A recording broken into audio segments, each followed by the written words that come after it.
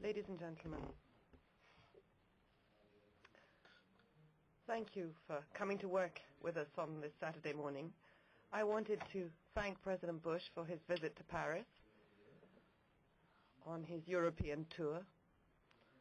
I see there how much importance he attaches to Franco-American relations or the transatlantic relation. And I think everyone should firmly bear in mind the importance of this transatlantic relation between the United States and Europe, especially as we celebrate the 60th anniversary of the Marshall Plan. This is an opportunity for me to extend the same sort of hospitality, warm hospitality, that was extended to me last November when I went to Washington and to Mount Vernon. It's also an opportunity to continue to pursue this confident, trusting, regular dialogue between France and the United States on all issues that we have in common, and there are so many of them.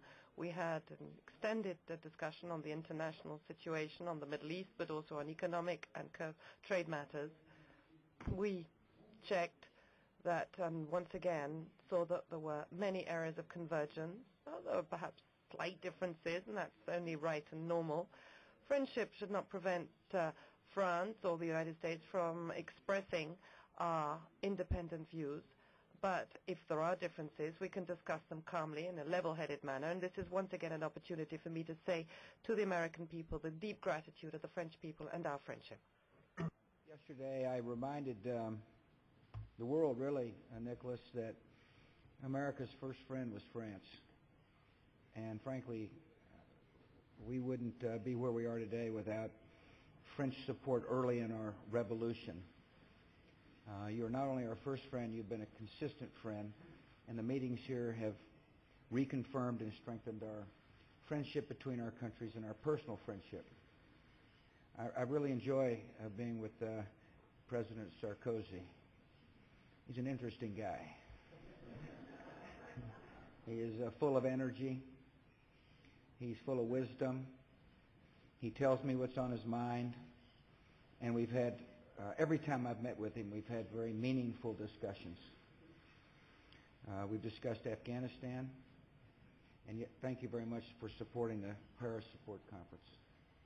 It made a big difference for that young democracy. And I do thank the people of France for supporting the women and children and the young Democrats in Afghanistan.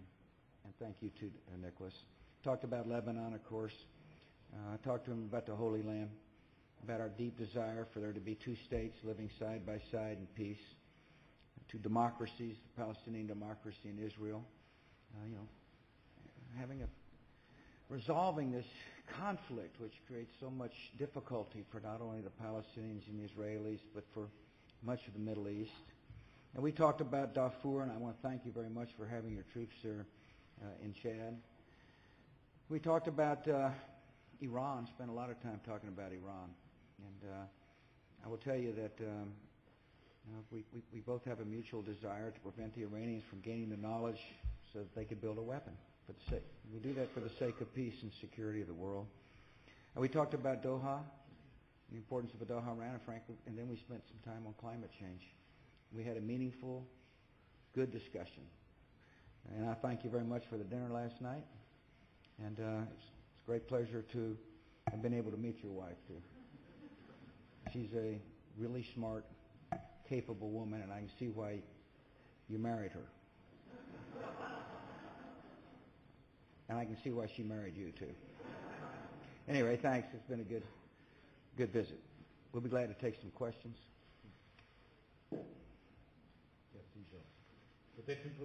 Thank you, George. Perhaps a first question from the French press? President, Christian Mallard, France 3, TV station network. To both of you, what specific concrete requests do you wish to make or send to the Syrian president, Bashar al-Assad, so that he normalize his relations with the West, and of course, to achieve stability in Lebanon and in the rest of the region? My message would be stop fooling around with the Iranians and stop harboring terrorists. Serve as a constructive force in the Middle East to help the advance of a Palestinian state. Make it clear to Hamas that their terror is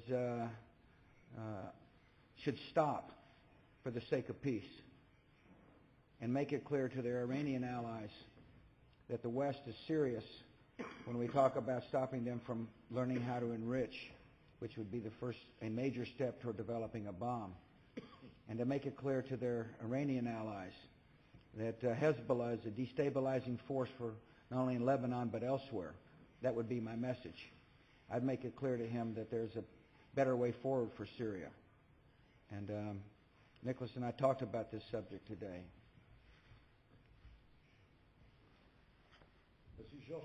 Well, George and I totally agree on the need to guarantee Lebanon's independence. Lebanon is entitled, like any other country anywhere in the world, to its independence and to remain independent. And this is one of the preconditions that I had laid down, the election of a new president for Lebanon. That is exactly what happened. It was done with the election of General Sleiman. Second point, we will go through with the process, the procedure of the International Tribunal to track down those who assassinated Mr. Rafik Hariri. But once I had said to Bashar al-Assad to let the presidential process run its course, we would get back into contact with them, and that is exactly what we've done. We have to let Lebanon stand free. I also share the view of the United States of America on the fact that the Iranian question and the fact that they might get their hands on a nuclear weapon is of the essence. It is a major issue. Syria has to peel off as much as possible from Iran in its desire to lay its hands on a nuclear weapon. Once that has happened, then the process will continue. Lastly, I told the President of the United States that we had taken the initiative of convening a summit for the Mediterranean, and to my knowledge, Syria is part of the Mediterranean region, is a Mediterranean country. Now, if you go round the Mediterranean region, start picking and choosing and simply inviting those who correspond to exactly our criteria, then we'll probably have a meeting with very few people attending it. I'm going to call on Bill Plant from CBS, but before I do, I want to say something about one of your colleagues. America lost a really fine citizen yesterday when Tim Russert passed away. I've had the privilege of being interviewed by Tim Russert. I found him to be a hardworking, thorough, decent man. And Tim Russert, loved his country, he loved his family, and he loved his job a lot. And we're going to miss him all, and we send our deepest sympathies to Maureen, his wife, and Luke, his son. I know they're hurting right now, and hopefully the prayers of a lot of Tim's friends and a lot of Americans will help him during this time of difficulty. Plant. Mr. President, Iran's government spokesman, shortly after the package had been presented by the Europeans, dismissed it out of hand, saying that if it includes suspension of enrichment, it absolutely will not fly. Can you convince the rest of your allies and partners to enforce the sanctions which are envisioned in that package? Seems that many of them are reluctant. Probably a question you ought to ask the President of France, but let me just give you my impressions of the situation. We have worked hard, we being our allies, have worked hard to say to the Iranian people, there is a better way forward for you. You've got a government that has isolated you. You've got a government that is creating the conditions so that you can't live a full and hopeful life. And the reason why that's happening is because your government has defied the demands, the just demands of the free world. In other words, they refuse to abandon their desires to develop the know-how which could lead to a nuclear weapon. Now, they say, well, all we want is civilian nuclear power. And as I explained to Nicolas today, I agree. They should have the right to have civilian nuclear power. As a matter of fact, Vladimir Putin delivered that very message to the Iranian regime. He also delivered this message, that because you have been untrustworthy, because you haven't fully disclosed your programs to the IAEA in the past, that we can't trust you to enrich, and therefore Russia will provide the fuel necessary for the civilian nuclear reactor. And therefore, you don't need to enrich. And so our demands are just and fair. And, Bill, we have been implementing the sanctions through the United Nations. And we're working with our friends and allies. As a matter of fact, much of my discussions on this trip have been dominated by this subject, because our allies understand that a nuclear-armed Iran is incredibly destabilizing. And they understand that it would be a major blow to world peace. And so I'm disappointed that the leaders rejected this generous offer out of hand. It's an indication to the Iranian people that their leadership is willing to isolate them further. And our view is we want the Iranian people to flourish and to benefit. We want their economy to be strong so people can grow up in peace and hope. And yet they've got this Ahmadinejad is obviously takes a different position from that. And so his policies are what's creating the deprivation inside Iran.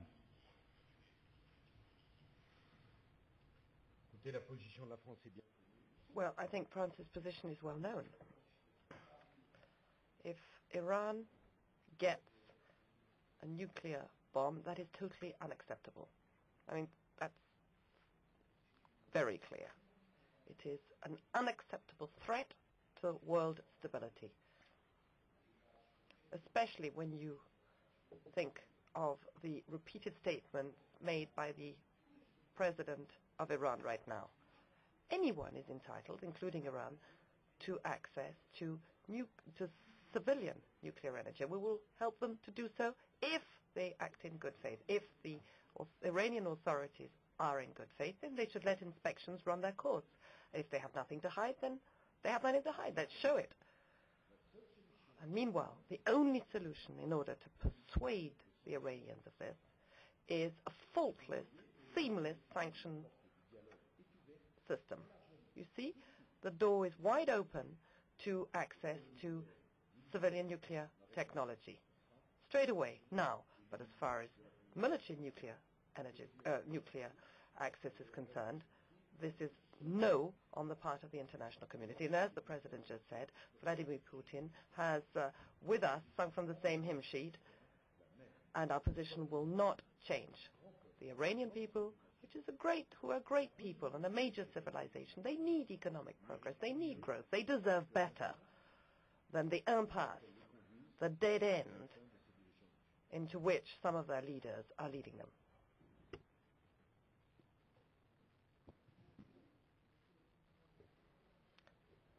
President, good morning.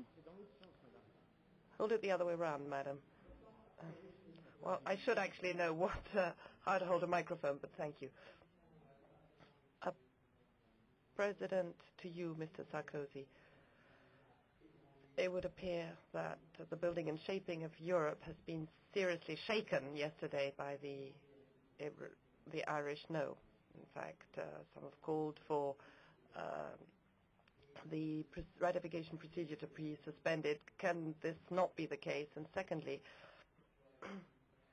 do you want your presidency, the French presidency, to be one which, as you called for, continues to push Europe forward? And do you not think that the Irish no is going to hinder this?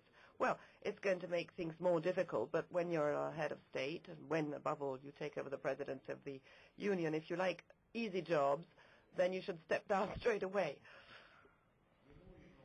Now, the Irish no is a political reality. It's a fact. It's happened. Now, the issue is not whether we like it or not. It's a fact. We have to live with it. The Irish people said what they had to say, and we have to accept that.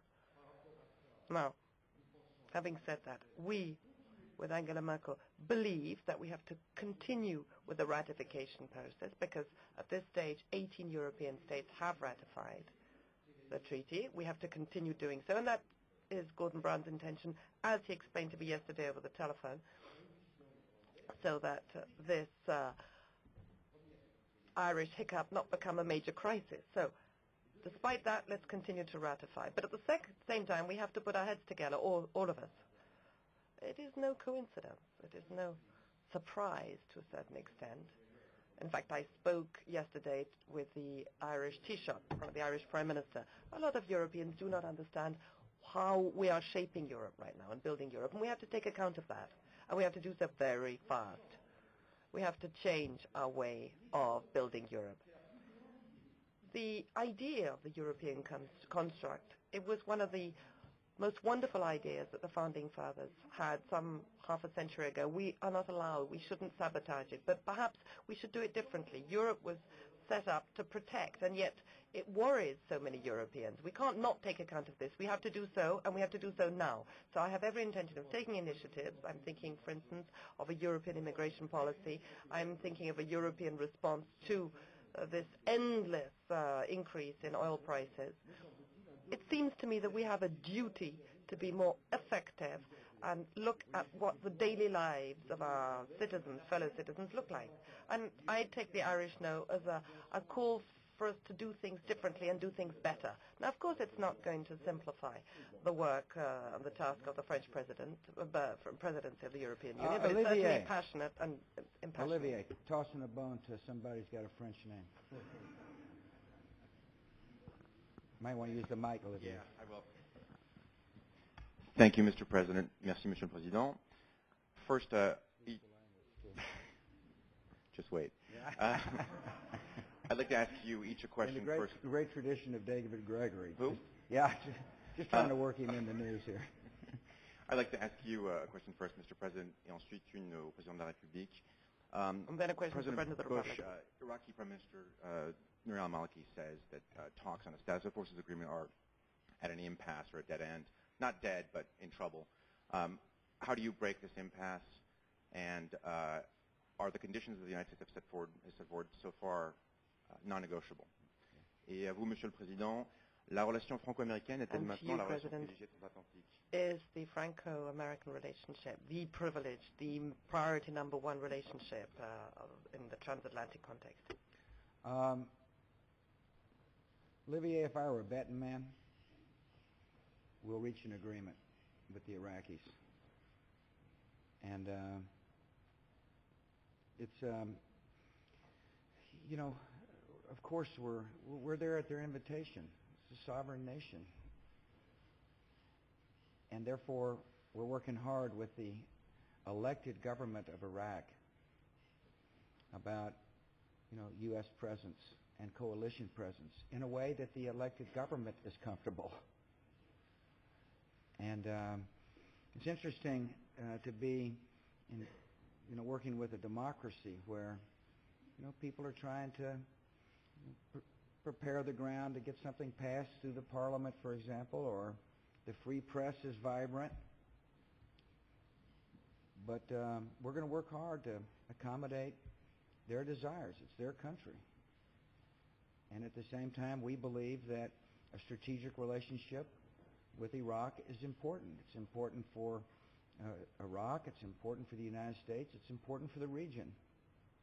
And I repeat to you that whatever we agree to, it will not commit future presidents to troop levels, nor will it establish permanent bases. Anyway, we'll see how that goes. And thanks for the question in English.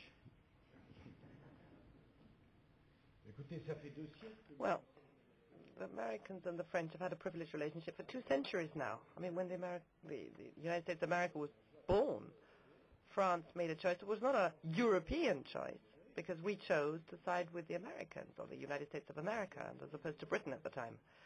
And in 2 world wars, we've been together. We share the same values.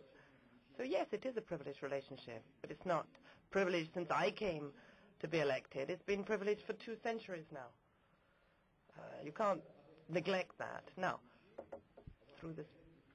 throughout that, we can have had ups and downs, hiccups, because there are two peoples, I'm talking about the French and the American peoples, that actually resemble one another. We express our feelings. The American people can be hurt, and likewise for the French people. We have to be careful about this. We have to be mindful of this when we talk to one another in our relations. I have always seen American leaders, and thank you to President Bush for accepting European originality and independence, and of course French originality and independence. And I've always noted that we can talk very frankly when we had points of disagreement, but we have to do so as allies and as friends, and be mindful of not hurting one another. We can agree on an issue, on the substance of an issue, but we don't have to say so in an unpleasant manner. It so happens that today we have a lot of areas of convergence, but yes, maybe in such and such an issue we don't totally agree, but it doesn't in any way undermine the basis of what I have to say, which is that the Americans are our friends and our allies. They know they can count on us. Might I add that it seems to me that the more you trust somebody, the more trust there is on both sides of the Atlantic, the more leeway we have. We don't ask the United States to apologize to us because they have their own vision of their strategic interests, and they don't ask us to apologize for the fact that we are defending our own strategic interests, precisely because the relationship is a strong one, it is a calm one, and when a relationship is that strong, you accept one's divergences or differences, and that is my whole point. You've got to understand, if you're in a strong relationship, then you have more room for freedom, more room for maneuver. That's what this is all about. Une dernière question? Perhaps one last question? Oh. One more. Last. La dernière.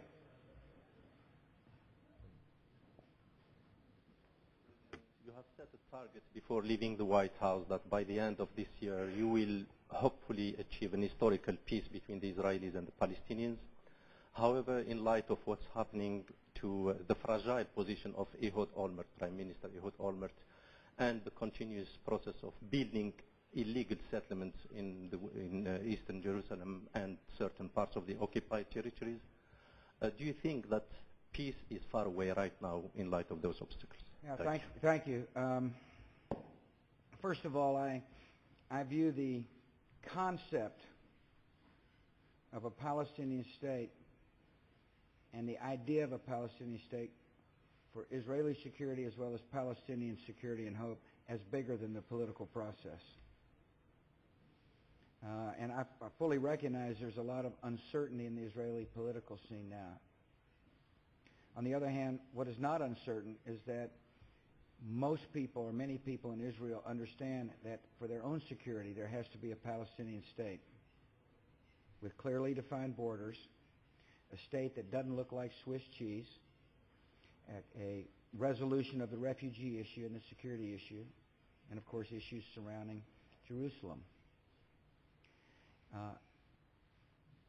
Most Palestinians want to coexist in peace with Israel, and that peace must be in a state that is clearly visible, well-defined, and in actuality is a state. And so, in other words, the concept, and by the way, this is newly arrived.